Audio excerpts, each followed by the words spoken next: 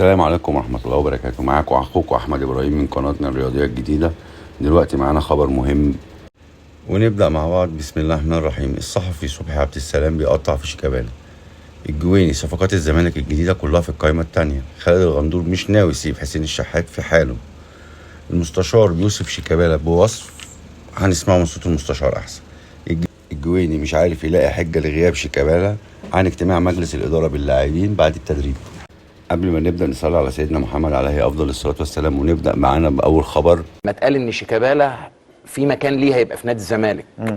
حضرتك حتى عملت مسابقه ان هيتحط في الجهاز الفني كتكريم ليه، لان هو كان شبه بيعتزل او بيبطل كوره. فوجئنا بقرار المستشار مرتضى منصور بقيد شيكابالا في قائمه الفريق الاول، وكان الكلام دوت على يعني لاقى انتقادات كتير جدا جدا من الجماهير على اعتبار ان شيكابالا غايب بقاله فتره عن الملاعب ومش يعني مش في الفورمه اللي تاهله ان هو يبقى متواجد مع فرقه الزمالك في التوقيت دوت. فصاحب الفضل على، انا ما بتكلمش مجامله للمستشار مرتضى منصور، لا، صاحب الفضل على شيكابالا ووجوده في الزمالك لفتره تزيد عن 7 سنين او 8 سنين هو المستشار مرتضى منصور. فلما يطلع النهارده شيكابالا يعمل بيان، المستشار مرتضى منصور بالمناسبه لما اتكلم امبارح اتكلم بناء على التلميحات اللي عملها شيكابالا، اتكلم بناء على عدم حضور شيكابالا الاجتماع اللي كان معمول للجهاز الفني بصفته قائد للفريق. لما يطلع شيكابالا النهارده ويعمل بيان، النهارده في مثل بيقول لك ايه، حبيبك بيبلع لك الزلط وعدوك يتمنى لك الغلط. النهارده شيكابالا تحس ان هو مستني، او يعني اللي هو ايه، انا بجر شكل او ان انا بعمل شهيد. شيكابالا عايز يتأيد السنه الجايه بالمناسبه، وكل اللي بيعمله شيكابالا ده عشان يتأيد، وبيضغط بورقه الجمهور عشان لما يجي الجهاز الفني او اي حد يقول ان شيكابالا غير جاهز ان هو يتم قيده في السيب عشان خناقته مع مرتضى منصور. يا سلام.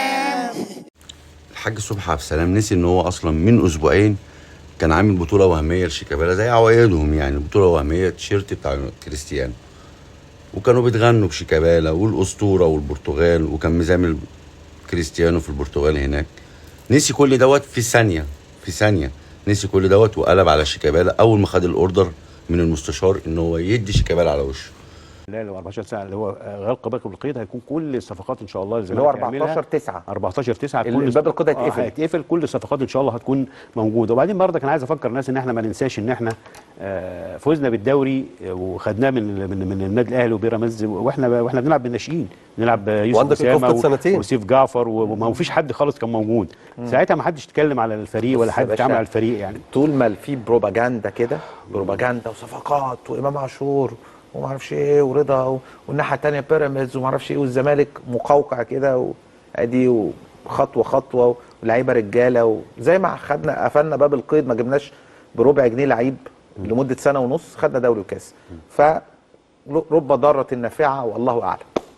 طبعا والله اعتقد، انا متفائل ان السنه الجايه الفرقه تبقى افضل بكتير. ومع مستر اوزوريو ده اقسم بالله انا عاشرت الراجل ده، شفته في التدريبات وفي البتاع، واقسم بالله اللعيبه بتموت فيه واللعيبه بتقول عليه مدرب عبقري بيشتغل بضمير. ولو عنده لعيبه، على فكره كان هيبتدي باوباما، جاله شد انه اتصاب. لا، اوباما جاله مزق. ده كان اوباما مكسر الدنيا مزق في العضله الاماميه. مزق في العضله الاماميه، فدي كانت مشكله لانه كان هيبتدي بماتش الشباب. واوباما نفسه كان عنده حماس شديد ان هو يلعب، كان هيموت بالظبط. عشان يلعب بس ساعتها. يعني قدر الله ما شاء فعل، وان شاء الله الفرقه تروح للحته الافضل. عايز تقول حاجه يا بوب؟ وسلم لي على البتنجان. الجويني صفقات الزمالك الجديده في القائمه الثانيه. طب منين هو مفيش فلوس يشتروا لعيبه، ومنين مفيش فلوس ولا يسدوا ميه ولا يسدوا كهرباء والنادي مديون، ومنين هيجيبوا لعيبه وهو مفيش اصلا في النادي فلوس؟ على العموم القائمه الثانيه يوم 20/9 ومش بعيده. اللي بيشتم ما يخشش، يقعد ماتشين ويرجع يشتم تاني، ويقعد ماتشين ويرجع يشتم تالت، ويقعد ماتشين. ايه ده؟ انتوا ما بتعملوش اي نظام للمسابقه عادل. اما سالته السؤال ده، عارف رد عليا ايه؟ اللي خالد احنا عايزين بقى نرجع الجمهور، مش عايزين الجمهور يتمنع. يعني ايه ترجع الجمهور؟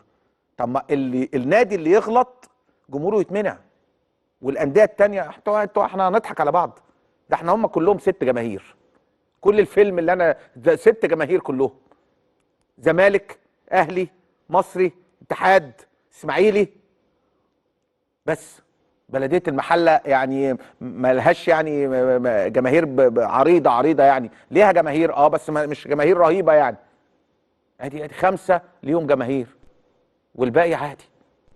وانت حضرتك لو منعت جمهور المصري ال 3000 دول اللي هم بيسافروا كل شويه لبرج العرب، ممكن ما يعرفش يعمل 3000 غيرهم، لكن الاهلي يعمل 3000 غيرهم والزمالك يعمل 3000 غيرهم.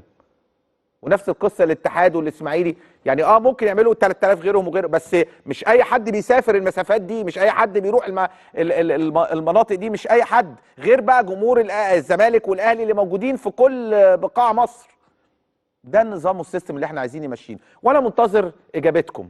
قولوا لي يا جماعه، سب الدين والضرب بالقلم ماتشين، والدوس على الفانيلة اي نادي 2 قولوا لي بس، انا عايز اجاوب. الواحد لسه جاي من العمره، ربنا يهدينا جميعا، يمكن انا مش فاهم حاجه، وندعي ربنا كده ونقول ربنا يتوب علينا كلنا، ونتعلم يعني ايه لوائح وقوانين ونعرف الصح. انا عايز اعرف منكم الصح. قولوا لي مره اخيره، سب الدين، الضرب بالقلم ماتشين، الدوس على فانيلة اي نادي 2. بس كده، انا مش عايز اكتر من كده. ما تتريقش عليا يا بيه، ما تتريقش عليا يا بيه. كابتن خالد الغندور مش ناوي يسيب حسين الشحات في حاله. يعني انا مش عارف هو ايه الغريب في التصرف. انا واحد شتمني، احنا مش في شارع، احنا مش في مكان، بس انا بني ادم، انا انسان. انا والدتي بتتهان قدامي وهي واقفه، وزوجتي بتتهان. يعني انا كان مطلوب من حسين الشحات ايه؟ حته سب الدين يعني يا ريت كان حد غيرك يا كابتن خالد، انت ثبت الدين قدام مصر كلها. ما بقى ما يخص بقصه الجمهور، انا شايف ان جمهور الزمالك هو كان مدان في الاول، في الدور الاول في ماتش اسوان، تعدوا على الحكم وتعدوا على فرقه الاهلي وهي مش طرف في المباراه، وتعدوا على فريق اسوان، وكانت الشتيمه وتكسير في المدرجات، واتقال ان هو حماس ما اتفرجش عقوبه على فرقه الزمالك نهائي. في الدور الثاني بصينا لقينا في ماتش المصري الاهلي وجماهيره بتشتم في ماتش الزمالك والمصري، والاهلي مش طرف، وبرضه ما اتفرجش عقوبه ولا على الزمالك ولا على المصري. انت ليه دلوقتي عايز تجازي جمهور الاهلي رغم ان في سوابق كتيره في الدور الاول وفي الدور الثاني؟ فيا ريت برضه يكون الميزان بمكيال واحد مش بمكيالين. ورحمه امه الغاليه لا احبسك يا شيكابالا وبطلك كور، وخلي ممدوح عباس بينفعك عشان ما غلطش بس، لا لانه غلط في نادي الزمالك، جمهور الزمالك لما رمى الشاره مره وطلع لهم الجزمه مره، وعشان الصور ده عندي صور ثانيه بذيئه مع بنات بذيئه، بس انا طبعا مش هقولها هطلعها في دي اسهل صورتين انا عشان بس اشوف اخلاقيات هذا اللاعب. واحد بيقول لك ايه الفقر مش عيب، الفقر مش عيب، بس مش معقول تبقى كنت باخد جزم امير ابني من 2 وجاي دلوقتي تقل ادبك على ابوه. ان شيكابالا احنا عاملين ندور على $1,450,000 عشان لما سبت النادي بتاع سبورتنج ندفعهم عشان الخدمه، وقوم بسبب الغرامه بتاعتك. ده 1. 2، انت ما قلتش كده، انت قلت انا ابني عيان. نمره 3، طب ما تطلع لممدوح عباس اللي انت بتحبه جدا، ولما استضافكم في نهايه الدوري اللي قبليه ادى كل لعيبه 100,000 واداك انت 300,000 ورحتوا له مكانه. نمره 4، انا اعرف انه اللي بيحب النادي ما يتمردش، ما يلمش اللعيبه ويعمل اضراب الصبح مش هنزل. عبد الواحد السيد موجود، وكان تحذير مني واضح على يسموه ايه جروب، تمام. الساعه 4 اللي مش هيجي التمرين النادي مش عايزه.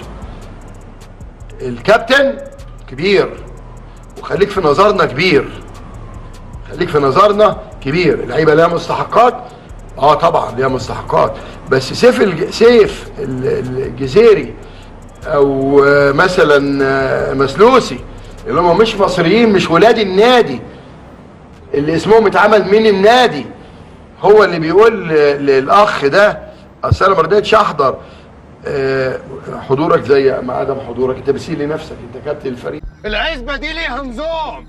طبعا سمعنا كلنا المستشار بيوصف شيكابالا بايه وبيقول على شيكابالا ايه، ويرجع في الاخر يا احمد زي احمد وامير اللي كان بياخد منهم الجزم ولا اللي كان بيديهم جزم. احنا مش عارفين موضوع الجزم دوت، مره يشتموا ومره يشتكوا، بس احنا كلنا عارفين ان شيكابالا عمل اللقطه ونجح فيها وتأيد الموسم الجديد، رغم انه انا مش شايف ان هو بيدي اي حاجه في الملعب. هيكون موجود يعني كابتن بس فريق. طالما قال انه ابنه تعبان يعني هو كان موجود ساعتها في التدريب، يعني كان هيبقى ربع ساعه ولا بتاع. يعني هو كان موجود في التدريب؟ كان موجود في التدريب، يعني كان موجود ساعتها يعني هو كان حاضر التدريب. كان حاضر التدريب وبعد كده مشي بعديه. وكان الاجتماع بعد التدريب مباشره، يعني ما كانش مثلا المستشار اتاخر. انا افتكرت ان هو ما جاش اساسا عشان ابنه تعبان. لا كان موجود في التدريب واتدرب وبتاع، وبعدين فوجئ. فطبعا يمكن ده كابتن فريق يبقى كان المفترض ان هو يكون موجود كدعم للفريق، هنشوف مشاكل الفريق. يمكن تاثر المستشار مرتضى منصور بان هو يعني ما حضرش. فوجئ بعد كده ان المستشار مرتضى منصور طبعا سمع طبعا ان في من اسبوعين 3 قبل البطوله العربيه ان في حاله من التمرد من شيكابالا، بيقول للعيبه المستحقات ومش هنخش التدريب وغيرها. ويمكن اسلام صادق يمكن نشر الكلام ده في المصري اليوم، ولكن طبعا نظرا لظروف البطوله العربيه ونظرا للفريق داخل على بطوله، المستشار ما اتكلمش في الموضوع ده او ما فتحوش بحيث ان هو ما يحصلش اي. لا هو يعني هو بيني وبينك برضو المستشار مرتضى منصور انا شخصيا اعرفه، هو شخصيه كريم جدا على فكره، وما بيكون في فلوس مش بيدي الحق اللعيبه، لا ده بيديهم فوق حقهم. ده هو كمان يمكن هو قال لهم كمان، هو عارف ان اللعيبه يعني متاخر لها فلوس يعني وحاسس بيهم. يا بيه عايز ايه؟ طبعا كلنا شايفين الجويني والغندور قاعدين بيحاولوا يدوروا على حته لشيكابالا يخرج منها من الموقف اللي وقع فيه مع رئيس مجلس الاداره السابق الموجود. احنا كلنا شايفين ان هو موجود، مفيش سابق، بس هم مش لاقيين له مخرج، ف بيحاولوا يلاقوا له مخرج وتقريبا بينيلوا الدنيا يعني. ما نشوف هترسى عليه في الاخر.